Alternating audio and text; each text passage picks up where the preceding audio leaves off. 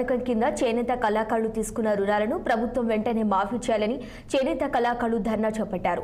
యాదాద్రి భువనగిరి జిల్లా చౌటుప్పల్ మండలంలోని కొయ్యలగూడెం చేనేత కళాకారులు చేనేత రుణమాఫీ చేయాలని గ్రామంలో ర్యాలీ నిర్వహించి చేనేత సంఘం ముందు ధర్నా చేశారు. గ్రామంలో 1200 మంది చేనేత కళాకారులు ఉన్నారు.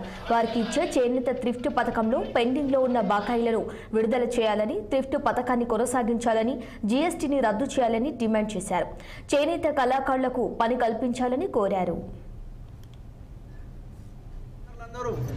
ధర్నా కార్యక్రమం నిర్వహించాలని ఈరోజు మేమందరం ఇక్కడ ఉన్నాము.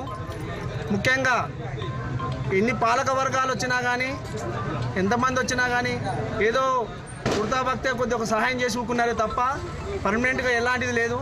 32,000 కోట్ల రైతులకు ఇచ్చే కాడ అగ్రస్థానంలో ఉన్న దానికి 2వ స్థానంలో చేనేతకు ఎలాంటిది కూడా మనకు ఇప్పటి వరకు రాలేదు. వచ్చిన వాటిని ఉడవీక్కున్నది తప్ప ఇలాంటి పథకాలు రాలేదు. కాబట్టి ఇప్పుడు మా కోరిక ముఖ్యంగా ఏంటంటే వ్యక్తిగత రుణాలు ఒకటి ముఖ్యంగా మాఫీ కావాలి.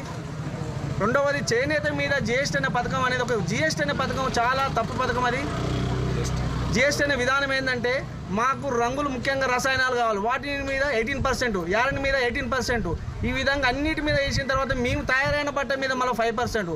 అసలు బట్ట ధర గిట్టుబాటు లేకపోతుంటే వీటన్నిటి వేసేవరకు బట్ట ధర ఎక్కువ కావడం వల్ల కొన్ని ఎక్స్పోర్టర్స్ కూడా ఏమంటున్నారంటే ఇలా 400-300 పడ్డ బట్టని మేము ప్రింటింగ్ చేసుకుంటున్నామా అని చెప్పి 25,000 మీటర్లు జస్ట్ రీసెంట్ నెల రోజుల క్రితం జరిగింది. ఈ విధంగా అన్ని రకాల జిఎస్టీలు అనేది ఈ చేనేతకు సంబంధించిన